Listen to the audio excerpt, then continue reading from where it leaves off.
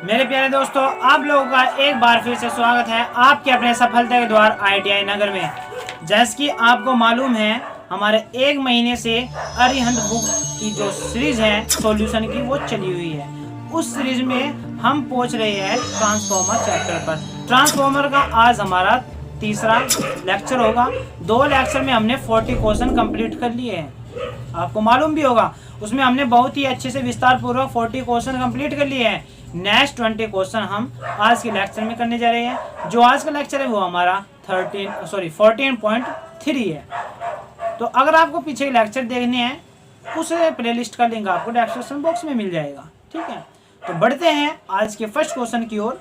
First question में कहा है कि टैप्ड ट्रांसफॉर्मर वह है जिसमें टैप ट्रांसफॉर्मर वो होता है जिसमें सेकेंडरी वाइंडिंग में बीच बीच में हम वायर छोड़ देते हैं, टैप कर देते हैं, ताकि हम वोल्टेज को कम ज़्यादा और ज़्यादा कर सकें। इसलिए हम उसमें सेकेंडरी वाइंडिंग में टैपिंग कर देते हैं।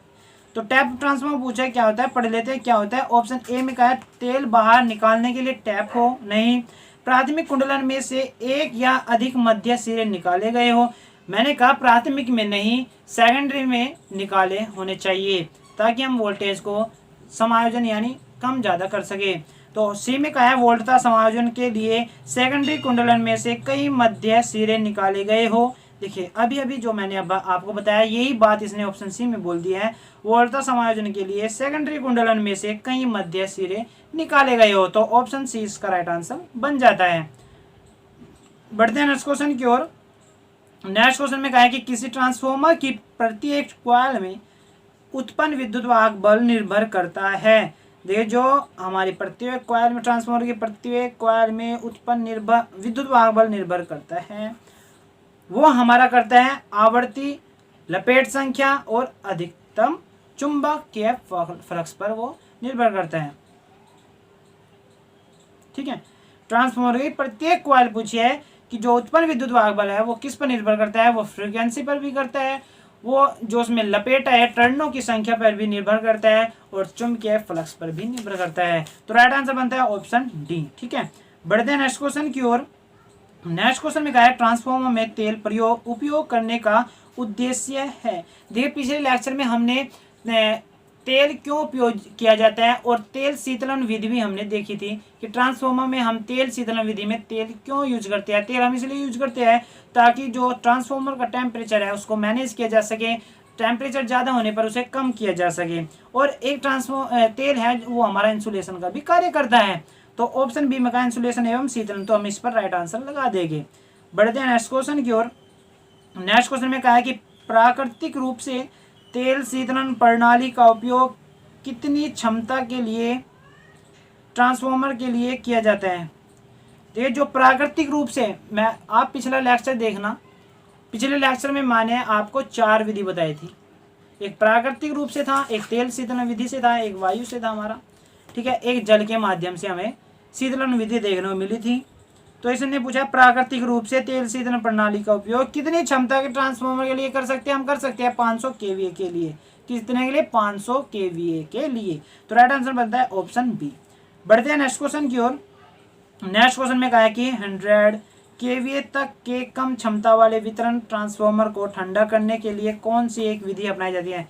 चलो मैं आपको विधि दिखा देता हूँ कौन कौन सी होती है। पिछले लेक्चर में तो मैंने दिखाया था आपको, आज फिर देख लीजिए। देखिए ये हमारी है प्राकृतिक रूप से शीतलित ट्रांसफॉर्मर विधि। इसमें हम क्या करते हैं, इसमें हम वायु मार्ग छोड़ देते हैं। ठीक है, जिससे प्राकृतिक रूप से हवा इसके अंदर जा सके और ये शीतलित हो सके। ठीक है, दूसरी विधि हमारी तेल द्वारा शीतलित विधि। तेल द्वारा शीतलित विधि ये होती है, ये हमारे जो पाइप लगे होते हैं इनका क्या कार्य होता है, इनका ये कार्य होता है कि जो इसमें तेल भरा हुआ है, जब तेल गर्म हो जाता है टेम्परेचर अधिक होने के कारण, तो जो गर्म तेल है वो ऊपर जाता है और ठंडा तेल नीचे आता है। वो कैसे आता है कि जब वो ऊपर चला जाता है अपना आप, तो वो तेल जो गर्म है वो ठंडा होएगा ऊपर आने पर, फिर वो ठंडा होने पर ये जो पाइप है इसके माध्यम से फिर नीचे जाएगा ये। ठीक है, इनके पाइप के माध्यम से जब जाता है ठंडा होता होता है ये नीचे तली में जाता है, फिर तली से जो गर्म तेल होता है वो अपना आप ऊपर आ जाता है। तो जो ये पाइप लगे होते हैं इनका मेन कारण तो यही होता है कि जो हमारा तेल है उनको ऊपर नीचे ला सके। ठीक है, नेक्स्ट विधि देखते हैं। नेक्स्ट विधि है हमारी जल द्वारा शीतलित ट्रांसफॉर्मर। इस विधि में देखिए हम, ये हमारा तेल भरा होता है, इसमें हम एक पाइप लगाते हैं, देखिए जो आपको ये दिख रहा होगा, ये पाइप लगाते हैं हम। इस पाइप में क्या करते हैं हम, इधर से हम ठंडा जल पहुँचाते हैं। ठंडा जल जैसे ही जाता है इसमें, तो जो तेल का टेम्परेचर है, जो ऊष्मा है तेल की, ये ठंडा जल अवशोषित कर कर तेल जो जल है वो इधर बाहर निकल जाता है। ठीक है, बाहर जल निकल जाता है, फिर इधर से ठंडा जल आ जाता है पीछे से, फिर अवशोषित करके इसे गर्म होकर जल बाहर आ जाता है। तो इस विधि में हम इस प्रकार अपना जो हमारा ट्रांसफॉर्मर है हम इसको ठंडा कर सकते हैं। चौथी विधि में हमारा वायु ब्लास्ट शीतलित ट्रांसफॉर्मर होता है। ये ट्रांसफॉर्मर कुछ इस प्रकार ही डिजाइन किया जाता है ताकि हम इसमें ऊपर और नीचे और साइड से हम इसमें हवा ब्लास्ट कर सके, यानी हवा दे सके। तो हवा देने पर देखिए हवा गई हुई है, हवा देने पर ये जो ट्रांसफॉर्मर होता है ये ठंडा हो जाता है। ठीक है, अपने क्वेश्चन की ओर बढ़ते हैं। क्वेश्चन में कहा है कि 100 kVA तक के कम क्षमता वाले वितरण ट्रांसफॉर्मर को ठंडा करने के लिए कौन सी विधि अपनाई जाती है? वो विधि अपनाई जाती है हमारा हवा विस्फोटक शीतलन विधि। कौन सी? हवा विस्फोटक। ये याद रखना है आपको, ये 100 kVA के लिए अपनाई जाती है। तो राइट आंसर बनता है ऑप्शन बी। बढ़ते हैं नेक्स्ट क्वेश्चन की ओर। नेक्स्ट क्वेश्चन में कहा है कि 10 MVA ट्रांसफॉर्मर के लिए आप निम्नलिखित में से कौन सी विधि को वरीयता देंगे? 10 MVA के लिए पूछ रहा है कि आप कौन सी विधि अपनाओगे हमारा जो ट्रांसफॉर्मर है उसके टेम्परेचर को कम करने के लिए। हम देखिए तेल प्राकृतिक वायु प्राकृतिक विधि अपनाएंगे। ठीक है, 10 MVA के लिए तेल प्राकृतिक और वायु प्राकृतिक विधि हम अपनाएंगे। ठीक है, बढ़ते हैं नेक्स्ट क्वेश्चन की ओर। नेक्स्ट क्वेश्चन में कहा है सेकेंडरी साइड पर एक सिंगल फेज ट्रांसफॉर्मर का EMF समीकरण क्या होगा? देखिए जब आपने थ्योरी पढ़ी होगी, थ्योरी में आपको सीधा समीकरण याद कराया होगा कि समीकरण क्या होता है हमारा, वो होता है हमारा 4.44 FN/FM, यानी हमारा मैग्नेटोमोटिव फ्लक्स होता है φm। तो जो ऑप्शन डी में कहा है 4.44 FN/φm, φm हमारा मैग्नेटिक मोटिव फ्लक्स है।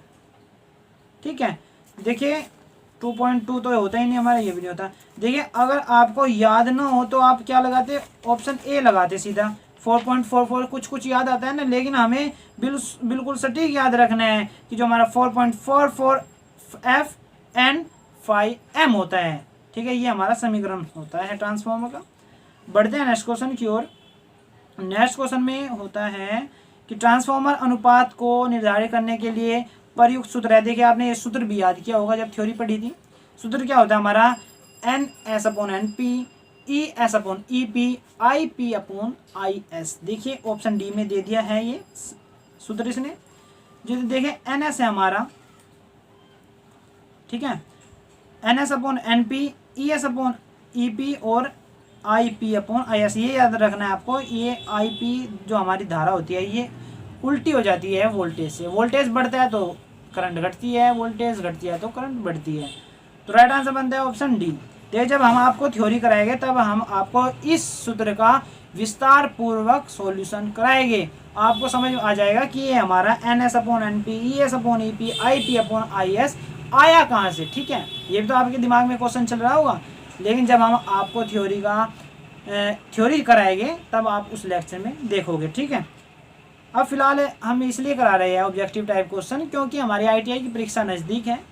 ITI की परीक्षा नज़दीक होने के कारण हम थ्योरी को जो सिलेबस हमारा हम उसे कंप्लीट नहीं करा सकते क्योंकि समय हमारे पास में कम है। तो इस कम समय में हम ऑब्जेक्टिव टाइप ही करा सकते हैं और आप भी करने में सक्षम होंगे। बढ़ते हैं नेक्स्ट क्वेश्चन की ओर। नेक्स्ट क्वेश्चन में कहा है कि किसी ट्रांसफॉर्मर में प्रति वोल्ट पर चक्रों की संख्या 6 है, यानी जो हमारा प्रति वोल्ट है वो चक्करों की संख्या 6, यानी 6 चक्कर 1 वोल्ट देते हैं। ये कह रहा है 6 चक्कर 1 वोल्ट देते हैं। प्राथमिक व सेकेंडरी वोल्टेज क्रमशः 240 वोल्ट व 32 वोल्ट है। कितना है? 240 वोल्ट व 32 वोल्ट। देखिए यहाँ पे डायरेक्ट क्वेश्चन भी पूछ लिया जाता है कि प्राथमिक व सेकेंडरी वोल्टेज हमारी क्रमशः 240 वोल्ट व 32 वोल्ट है, बताइए कौन सा ट्रांसफॉर्मर है। ये 240 से 32 वोल्ट जा रहा है, तो ट्रांसफॉर्मर कौन सा हमारा? वो हमारा स्टेप डाउन ट्रांसफॉर्मर। ठीक है, आपको ये ध्यान देना है। तो दे दिया इसने प्राथमिक व सेकेंडरी वाइंडिंग चक्रों की संख्या पूछी है। देखिए जब इसने कहा है कि 1 वोल्ट के 6 चक्कर लग रहे हैं, 1 वोल्ट लेने के लिए कितने लग रहे हैं, 6 चक्कर, तो 240 वोल्ट दिया है, 240 वोल्ट के लिए कितने चक्कर लगे, हम 240 को मल्टीप्लाई कर देंगे 6 से, 6 0 0, 6 चौका 24, 280 लगे, 6 दूनी 12 2 14, तो प्राइमरी वाइंडिंग क्या आ गई हमारी 440 चक्करों की, यानी हमारे जो फेरों की संख्या है वो 440 है प्राइमरी वाइंडिंग में।